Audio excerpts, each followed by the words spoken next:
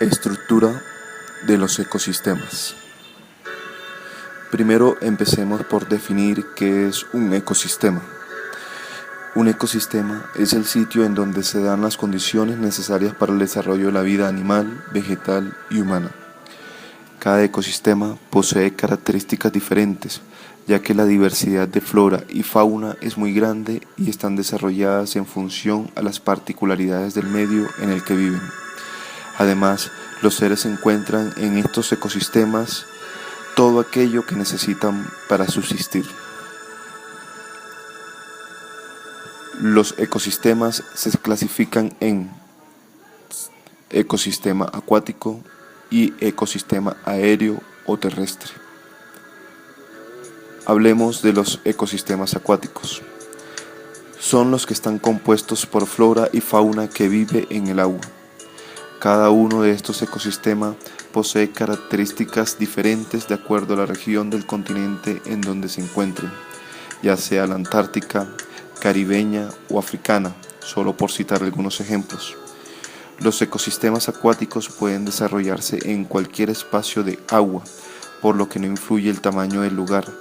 Puede ser un océano, una laguna, un estanque o un mar.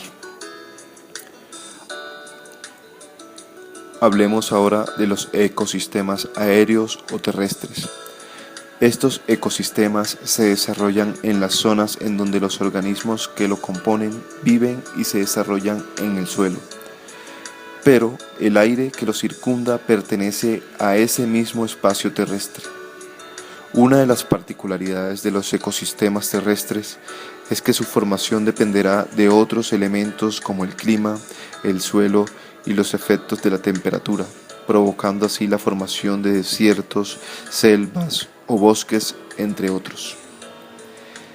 En el planeta Tierra existen 8 tipos de ecosistemas, dentro de los cuales podemos mencionar la selva, que cuenta con una vegetación variada y frondosa, los desiertos, que se forman en zonas muy calientes y secas, con muy pocas lluvias al año.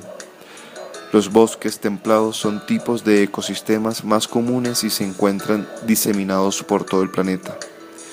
Tundra es un tipo de ecosistema que se forma en lugares fríos como Alaska, Canadá, Groenlandia o Rusia.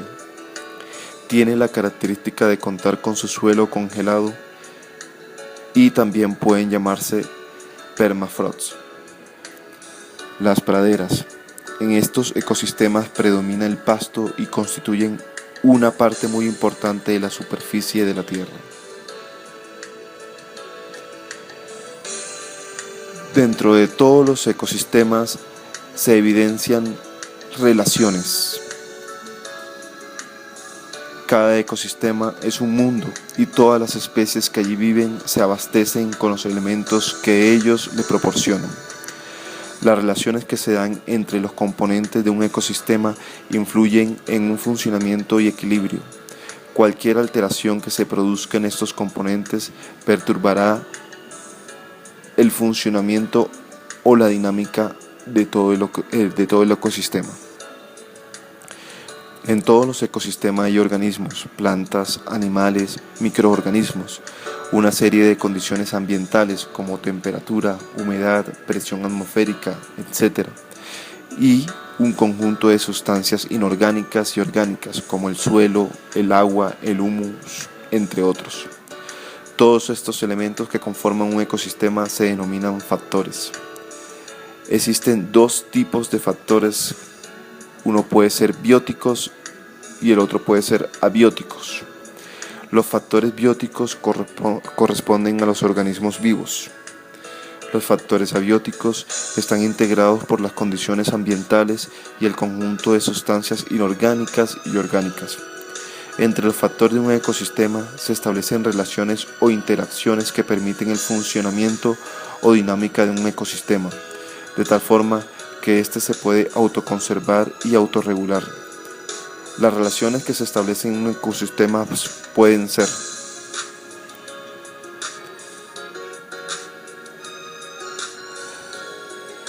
de alimentación. Unos seres vivos se alimentan de otros estableciendo cadenas alimenticias. Relaciones de competencia, por ejemplo, dos machos peleando por una hembra. O de cooperación, un ave y un cocodrilo se benefician mutuamente, ya que el pájaro se alimenta y limpia la boca del cocodrilo.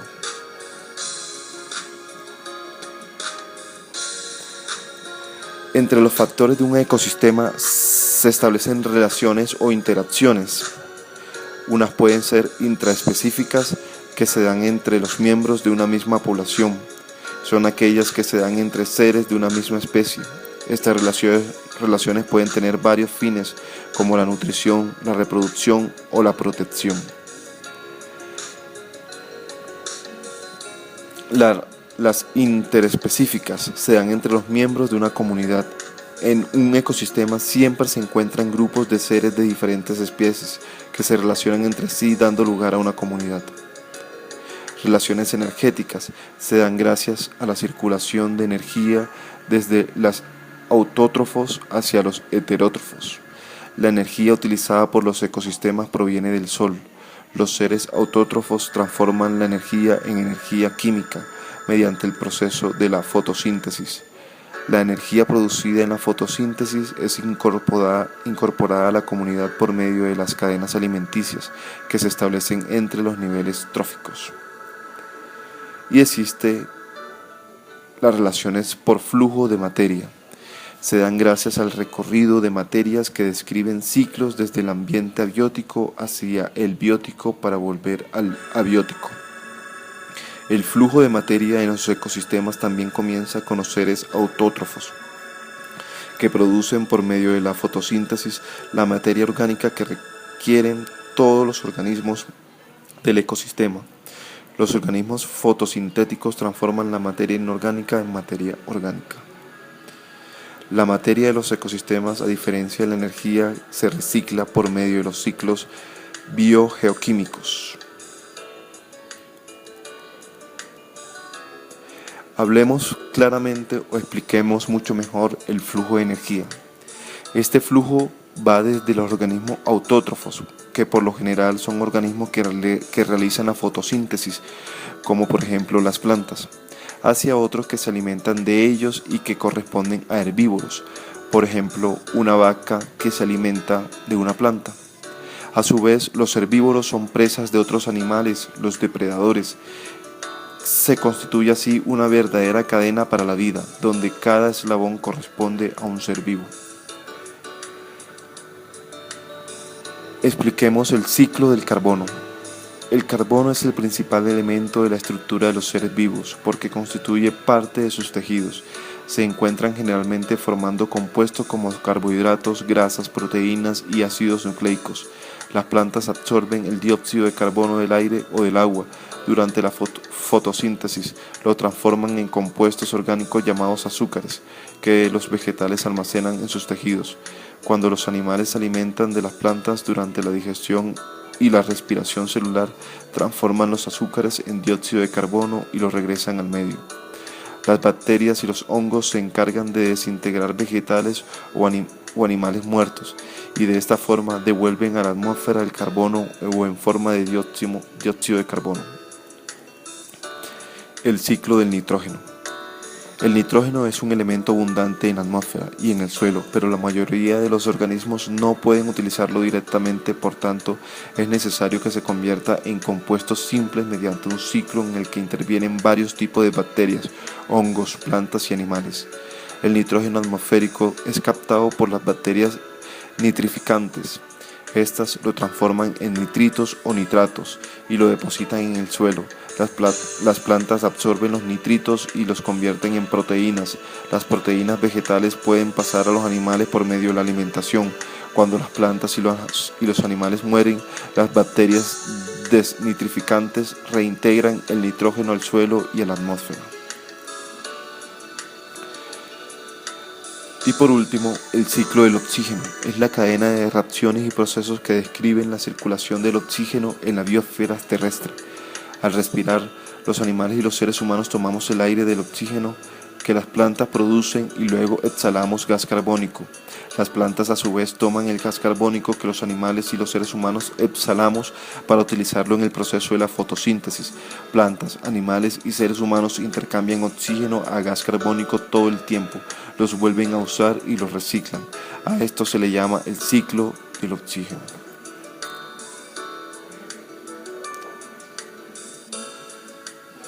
Como ya vimos, un ecosistema es un conjunto o un sistema que determina el ciclo de la vida en la Tierra.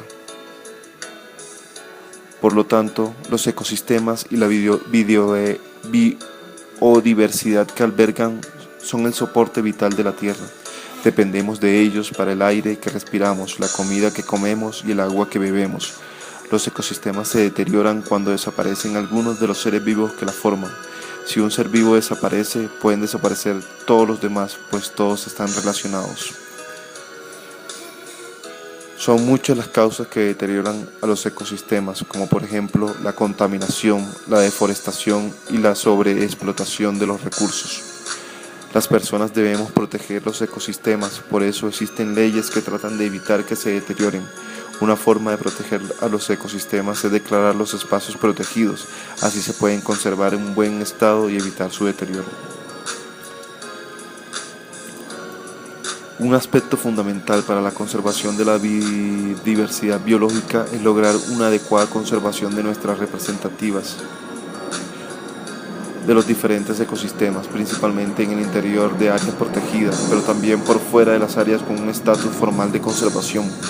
Pero además de esto, se requiere tener en cuenta aspectos pequeños pero claves para la conservación de nuestros ecosistemas, como por ejemplo reducir o eliminar el uso de productos químicos domésticos y pesticidas que pueden dañar el medio ambiente, reciclar los residuos tanto como puedas y reduce la cantidad de basura que produces.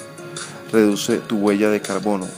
En tu casa puedes disminuir tu calentador de agua caliente en unos pocos grados, lavar los platos en el fregadero en lugar de lavadoras de platos, ducharte en lugar de tomar largos baños, bajar el aire acondicionado o la calefacción y utilizar bombillas y electrodomésticos de bajo consumo. Y además, por último, elegir alimentos que se cultiven localmente y que crezcan de forma sostenible.